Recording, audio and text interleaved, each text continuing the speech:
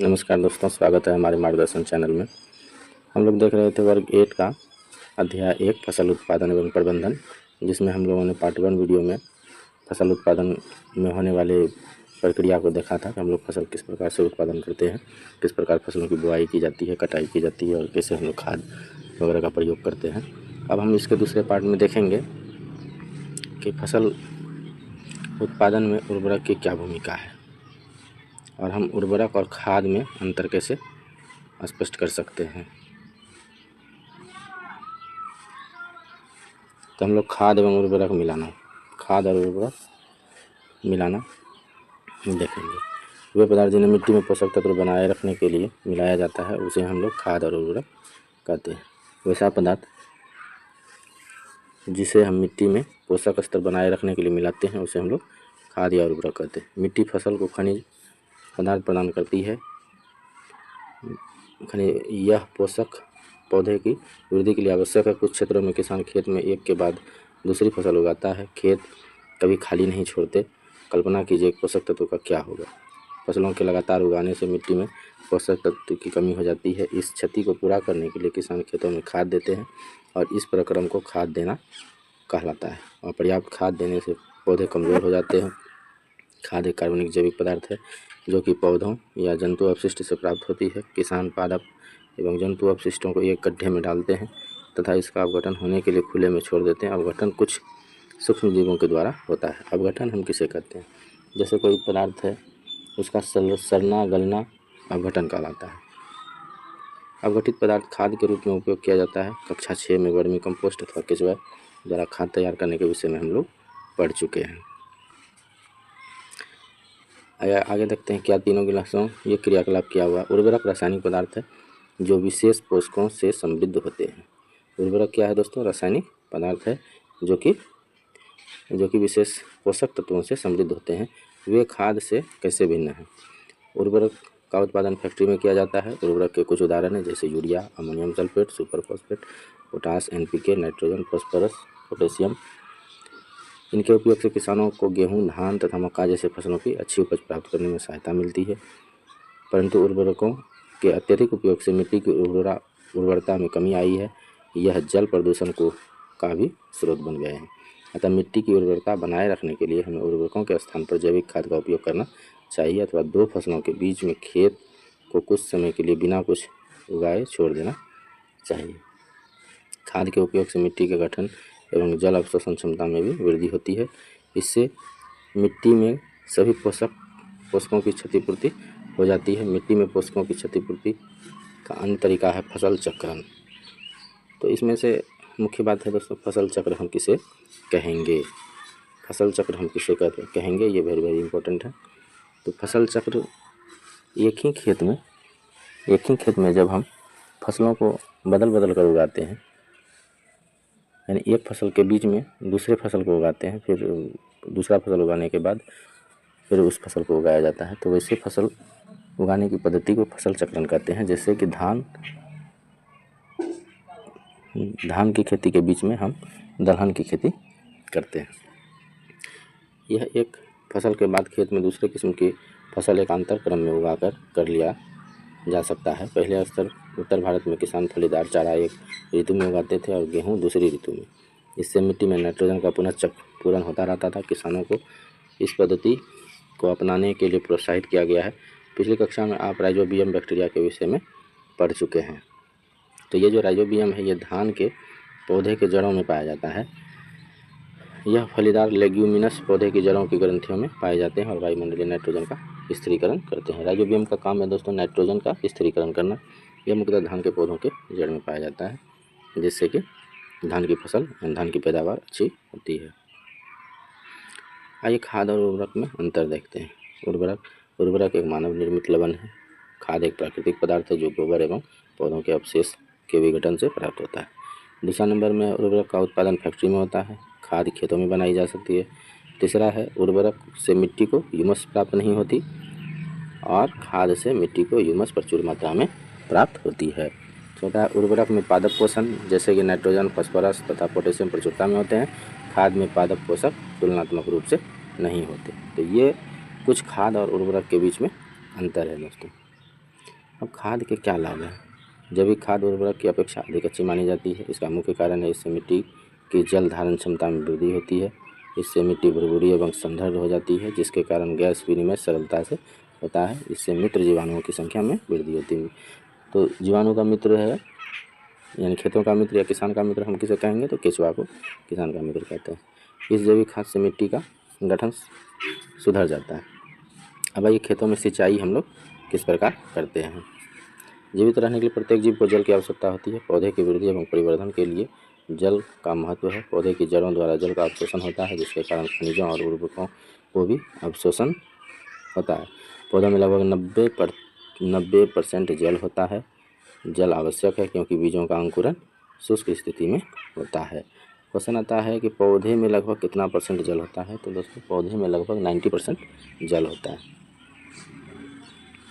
जल में घुले पोषक का स्थानांतरण पौधे के प्रत्येक भाग में होता है। यह फसल की पाले एवं गर्म हवा से रक्षा करता है। स्वास्थ्य फसल लिए खेत में नियमित रूप से जल देना आवश्यक है। निश्चित अंतराल में खेत में जल देना सिंचाई कहलाता है।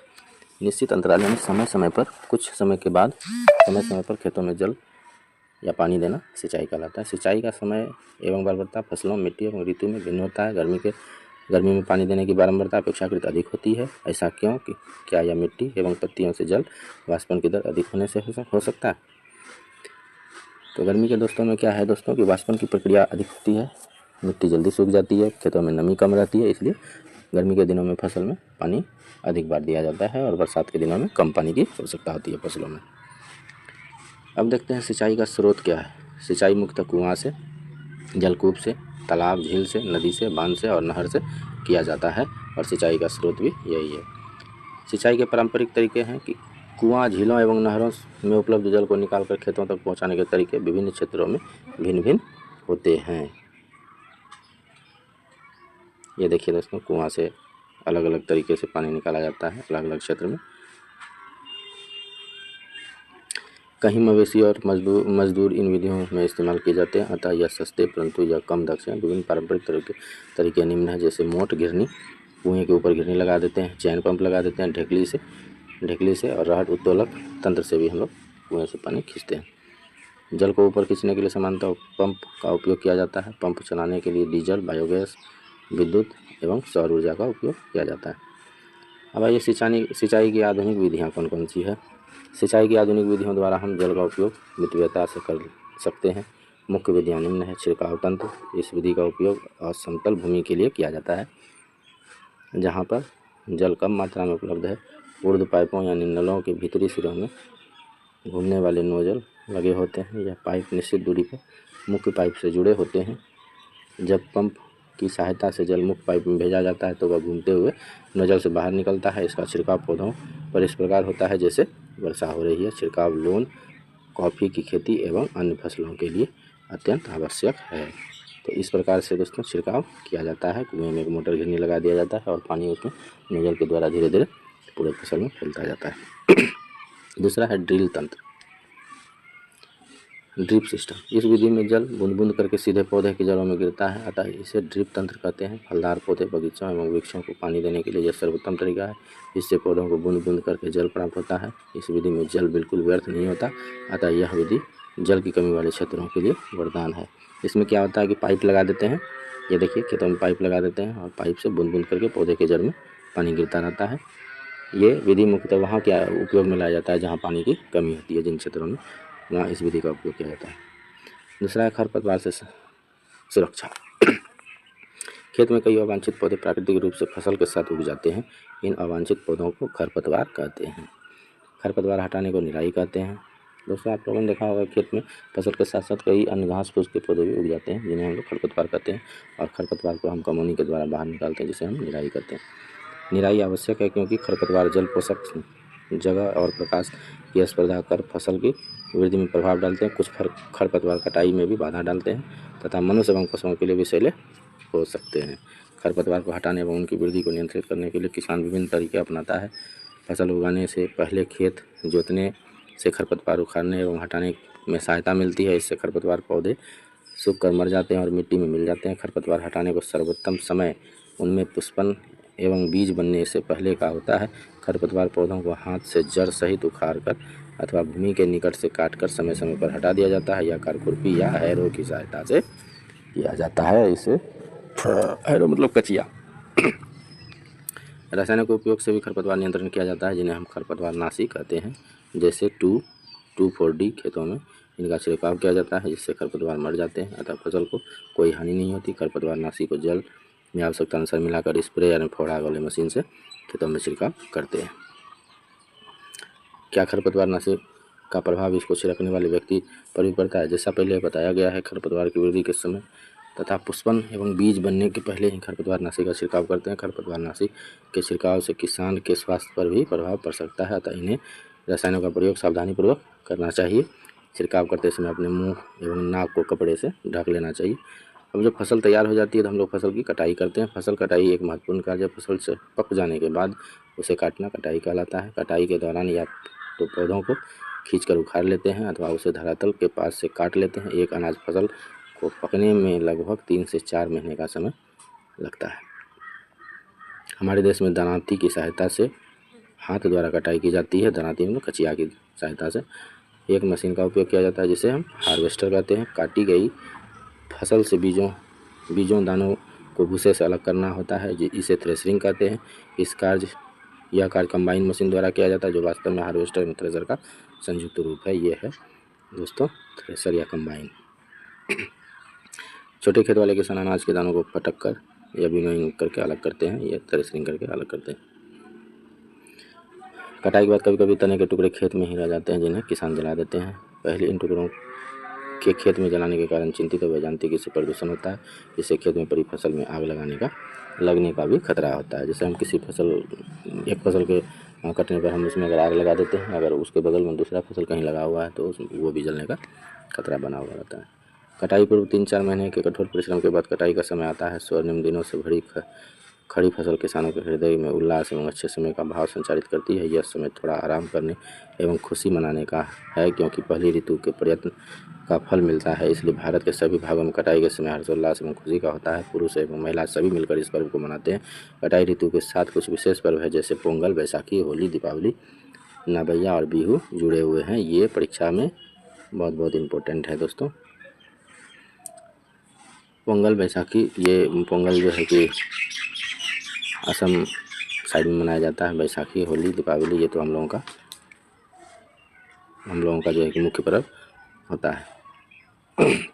अब जब फसल कटाई और उसकी थ्रेशरिंग हो जाती है तो उसका मुख्य काम होता है कि हम लोग भंडारण कैसे करें, फसल को कहाँ सुरक्षित रखें ताकि ज़्यादा दिन तक फसल भंडारित रहे और उसका उपयोग हम लोग लंबे समय तक कर सकेंगे।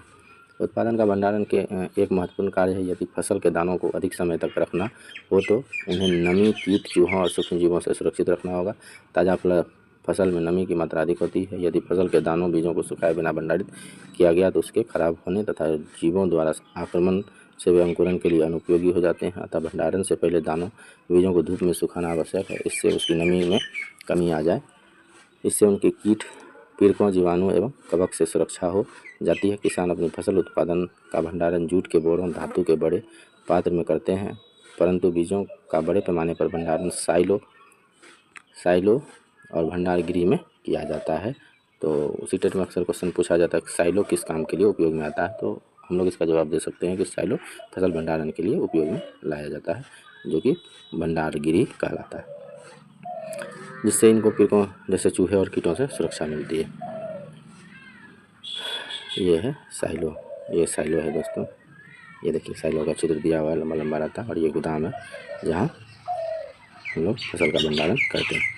नीम की सूखी पत्ती घरों में अनाज का भंडारण के उपयोग में रखते हैं। बड़े भंडार गृहों में अनाज के पीड़कों से सुरक्षित रखने के लिए रासायनिक उपचार भी किया जाता है, यानी कीटनाशक का भी उपयोग हम लोग करते हैं। आइए आगे देखते हैं कि पौधे की तरह ही जंतु भी हमें विभिन्न प्रकार के खाद्य पदार्थ प्रदान करते हैं। समुद्र के तटीय क्षेत्रों में रहने वाले लोग मछली का मुख्य आहार के रूप में उपयोग करते हैं। पहली कक्षा में पौधों से प्राप्त होने वाले खाद्य पदार्थों के विषय में आप पढ़ चुके। हमने अभी सीखा कि फसल उत्पादन के विभिन्न चरण, जैसे बीजों का चयन, बुआई इत्यादि। इस प्रकार घरों में अथवा फार्म पर पालने वाले पालतू पशुओं को उचित भोजन, आवास एवं देखभाल की आवश्यकता होती है। जब हम बड़े पैमाने पर किया जाता है तो इसे हम पशुपालन कहते हैं। जब हम बड़े पैमाने पर पशुओं को पालते हैं तो हम उसे पशुपालन कहते हैं। मछली स्वास्थ्य के लिए अच्छा आहार है। हमें मछली से कांड, लीवर, तेल मिलता है जिसमें विटामिन डी अधिक मात्रा में होती है। अब इस चैप्टर में है प्रमुख शब्द दोस्तों। प्रमुख शब्द कृषि पद्धति, पशुपालन, फसल, उर्वरक, भंडारगिरी, कटाई, सिंचाई, खरीफ, खाद, हल, रबी, बीज, साइलो, बुआई, भंडारण, थ्रेसिंग, खरपतवारनाशी, पटकना।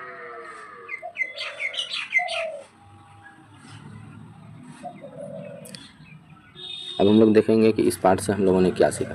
अपनी बढ़ती हुई जनसंख्या को भोजन प्रदान करने के लिए हमें विशिष्ट कृषि पद्धति को अपनाना होता है। किसी स्थान पर उगाए जाने वाले एक ही प्रकार के फसल को हम लोग क्या कहते हैं? पौधे को हम लोग क्या कहते हैं? फसल कहते हैं। भारत में फसलों को ऋतु के आधार पर हम 2 वर्गों में बांटते हैं। पहला रबी फसल और दूसरा खरीफ फसल। जुताई करके मिट्टी तैयार करना और उसे समतल करना आवश्यक है। इस कार्य के लिए हम लोग हल और पाटल का उपयोग करते हैं। बीजों को उचित गहराई पर बोना और उसके बीच उचित दूरी रखना अच्छी उपज के लिए आवश्यक है। बीजों की अच्छी किस्म का चयन करके स्वस्थ बीजों को बोया जाता है। सीड ड्रिल की सहायता से हम बीज की बुआई करते हैं। मिट्टी में पोषकों की समृद्धि और पुनः पूर्ति की आवश्यकता होती है जिसे कार्बनिक खाद और उर्वरक उपयोग से हम लोग पूरा करते हैं। फसलों की नई किस्मों के आने से रासायनिक उर्वरक का उपयोग में वृद्धि हुआ है। उचित समय एवं अंतराल पर फसल को जल देना सिंचाई कहलाता है। निराई में अवांछित एवं बिना उगाए पौधे को हटाया जाता है जिन्हें हम लोग क्या कहते हैं? खरपतवार कहते हैं। कटाई का अर्थ होता है पकी हुई फसल को हाथ या मशीन से काटना। दानों को भूसे से अलग करना क्या कहलाता है? थ्रेशरिंग कहलाता है। बीजों को पीड़कों एवं सूक्ष्म जीवों से संधारित करने के लिए उचित भंडारण की आवश्यकता है। पशुओं को पालकर भी खाद्य पदार्थ प्राप्त किया जाता है जिसे हम लोग क्या कहते हैं? पशुपालन कहते हैं। तो इस प्रकार हमारा आज का सेशन दोस्तों समाप्त होता है। वीडियो देखने के लिए बहुत बहुत धन्यवाद। अगर अच्छा लग रहा है आपको वीडियो तो लाइक एवं सब्सक्राइब कर दें। अब नेक्स्ट पार्ट में हम लोग देखेंगे दोस्तों कि इस चैप्टर में जो भी प्रश्न है ऑब्जेक्टिव है और जो लॉन्ग क्वेश्चन है उसको हम लोग PDF के माध्यम से बनाएंगे और देखेंगे। तो बहुत बहुत धन्यवाद।